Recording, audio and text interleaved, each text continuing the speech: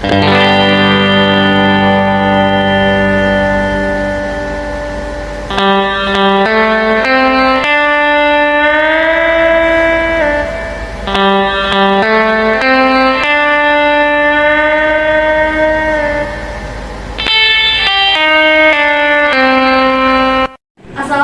warahmatullahi wabarakatuh.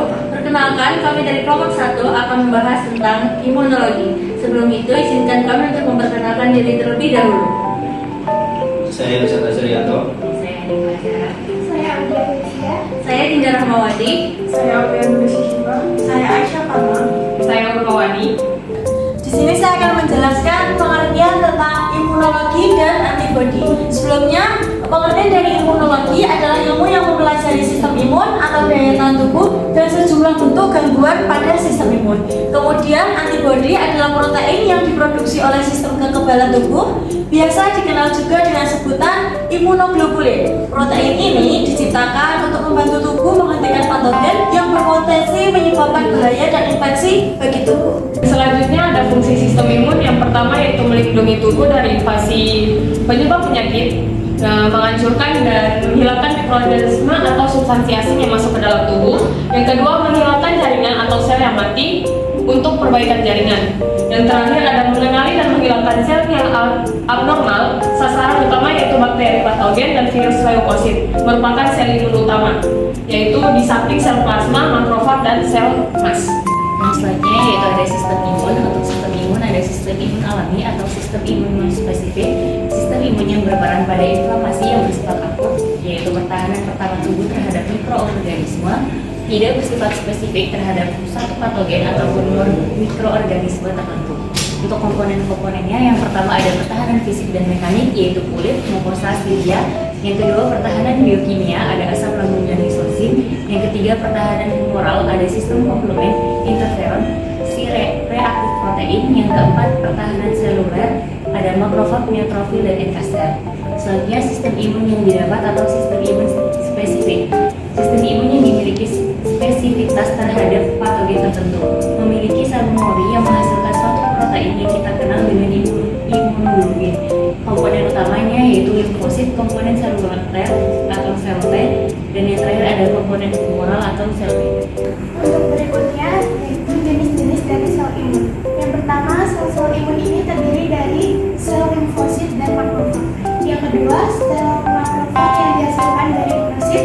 Dan yang ketiga, sel limfosit yang terdiri dari sel B yang tumbuh dan matang dalam sumsum tulang, serta sel T yang diproduksi dalam sumsum tulang dan matang di dalam kelenjar timus. Selanjutnya ada sel-sel imun. Yang pertama ada sel T limfosit.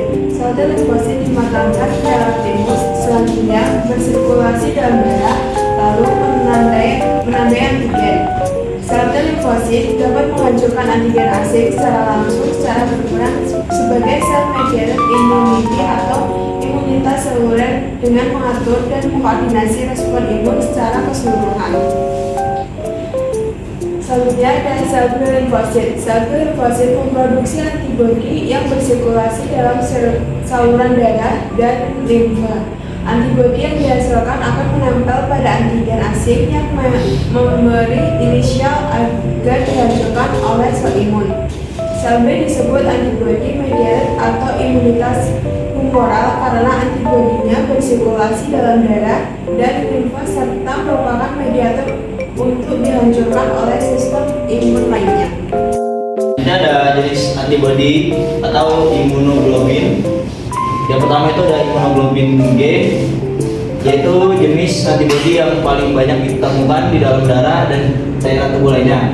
Ketika antigen masuk ke dalam tubuh sel-sel darah putih akan mengingat antigen tersebut dan membentuk antibodi imunoglobulin E untuk melawannya. Selanjutnya ada imunoglobulin A, yaitu jenis antibodi yang paling umum ditemukan di dalam tubuh dan terlibat dalam proses terjadinya reaksi alergi. Antibodi imunoglobulin A banyak ditemukan di lapisan mukosa atau selaput lendir tubuh, terutama yang melapisi saluran pernapasan dan saluran pencernaan. Selanjutnya ada imunoglobulin M, yaitu tubuh akan membuat antibodi imunoglobin M saat Anda pertama kali terinfeksi bakteri atau virus sebagai bentuk pertahanan pertama tubuh untuk melawan infeksi. Kadar imunoglobin M akan meningkat dalam waktu singkat saat terjadi infeksi, kemudian perlahan menurun dan digantikan oleh antibodi imunoglobin G. Selanjutnya ada imunoglobin D, yaitu penting dalam fase awal respons imun. Tidak seperti antibodi lain, imunoglobin D tidak bersirkulasi secara aktif, melainkan berikatan dengan sel B untuk menimbulkan respon imun. Selanjutnya ada imunoglobin E, yaitu antibodi yang umumnya ditemukan di darah dalam jumlah yang sedikit. Namun jumlah antibodi imunoglobin E akan meningkat ketika tubuh mengalami reaksi peradangan akibat alergi. Secara medis, tes antibodi imunoglobin E dilakukan untuk mendeteksi penyakit alergi dan infeksi parasit. Untuk yang terakhir yaitu ada antigen. Antigen adalah zat yang dapat membuat sistem imun menghasilkan antibodi sebagai tembok pertahanan terhadap zat asing. Kemudian ada hapten, yaitu molekul kecil bagian dari antigen yang didapat mengaktifkan antibodi apabila bergabung dengan pembawa yang memiliki molekul besar. Baik, sekian, terima kasih. Kurang lebihnya mohon maaf. Kami dari kelompok 1 pamit undur diri. Wassalamualaikum warahmatullahi wabarakatuh.